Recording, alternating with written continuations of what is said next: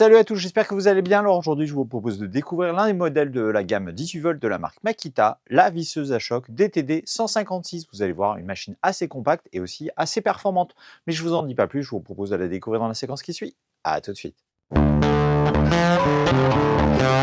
Voici donc la visseuse à choc Makita DTD 156, donc une machine comme vous pouvez le voir assez compacte et surtout compatible avec l'ensemble des batteries Makita 18 volts. Ça veut dire que si vous possédez déjà des outils et surtout des batteries de la même gamme, vous pourrez les réutiliser sur cette machine. Et pour apporter un peu plus de résistance au boîtier, la marque a ajouté quelques pièces de gomme comme vous pouvez le voir ici.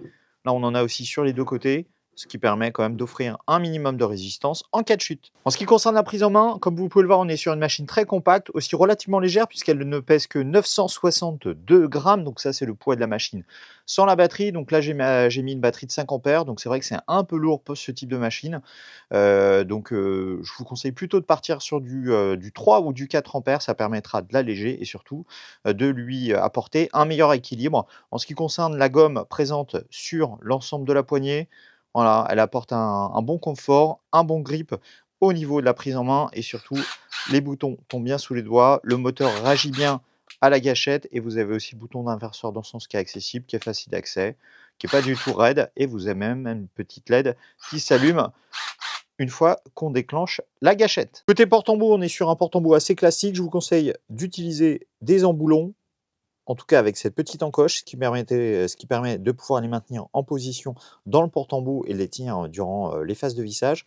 Donc pour l'utiliser, c'est très simple. On pousse à fond l'embout, on tire sur la bague comme ceci. Vous voyez, l'embout est enclenché. Il est bien solidaire de la machine et pour le retirer, rien de très compliqué. On tire de nouveau sur la bague et voilà, on peut le libérer vraiment sans difficulté. Pour ce qui est de la motorisation, on est sur un moteur à charbon classique. Ça veut dire qu'on ne bénéficie pas des avantages du moteur brushless. Et juste avant d'attaquer une démonstration de cette visseuse à choc, parlons un peu de ses caractéristiques et notamment le couple de serrage qui est de 155 Nm. Donc c'est un couple de serrage assez important pour une machine aussi compacte. Pour rappel, cette visseuse à choc ne mesure que 143 mm de long, donc c'est vraiment pas beaucoup.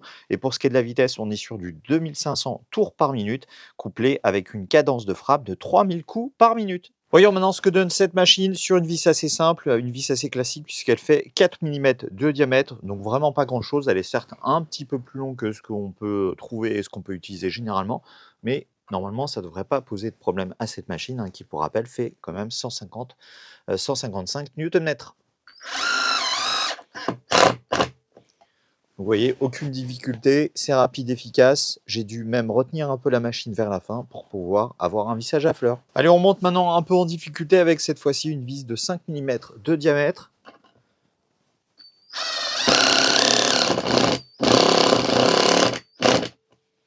Donc là, vous voyez, on a eu un peu plus de résistance de la part du matériau, donc on a entendu les petits coups qui ont été donnés par la machine, mais franchement, ça lui a pas posé de problème. Vous voyez, le vissage a été fluide, rapide, là aussi efficace. Et enfin, pour terminer, une vis de 6 mm de diamètre. Donc pour l'occasion, je suis passé en PZL3, puisque l'empreinte de ce type de vis est quand même un peu plus grosse que d'une vis classique.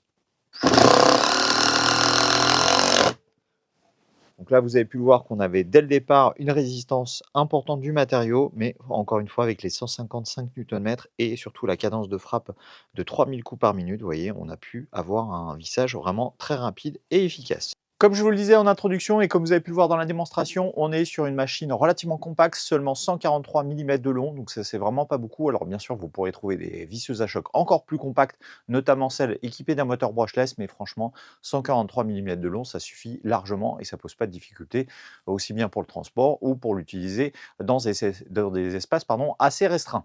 Côté motorisation, on est quand même sur un moteur à charbon classique, donc ça c'est vrai que c'est un peu dommage, mais ça permet de pouvoir proposer cette machine à un prix super intéressant et ça n'empêche pas d'avoir aussi des performances là aussi assez intéressantes puisqu'on est sur du 155 Nm, ce qui est relativement important pour une machine aussi compacte et ce qui vous permettra déjà de réaliser pas mal de types de vissage. Et pour ce qui est de la prise en main, là non plus rien à dire puisqu'on est sur une machine qui pèse 962 grammes, donc ça c'est vraiment pas beaucoup et ça permettra de l'utiliser durant de longues phases de vissage. Et pour ceux qui hésitent encore avec la DTD DTD 152 qui est l'un des modèles emblématiques de la marque. Sachez que la DTD 152 est proposée avec un couple de serrage de 165 Nm, donc c'est 10 Nm de plus que cette machine. Donc c'est vraiment pas énorme.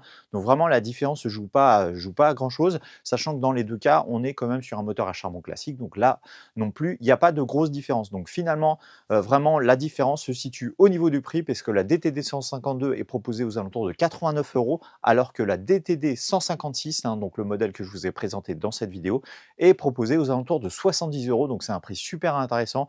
Donc si vraiment vous cherchez une perceuse, plutôt pardon, une visseuse à choc de la marque Makita, compatible bien sûr avec les batteries 18 volts de la marque, franchement la DTD 156 peut vraiment être un bon choix. Donc d'ailleurs, comme d'habitude, si cette machine vous intéresse, je vous mettrai en description les références des meilleurs vendeurs, en tout cas ceux qui proposent cette machine au meilleur prix. Donc voilà, cette vidéo touche désormais à sa fin. J'espère qu'elle vous aura plu. N'hésitez pas à mettre un petit pouce bleu et à vous abonner à ma chaîne si ce n'est pas déjà fait.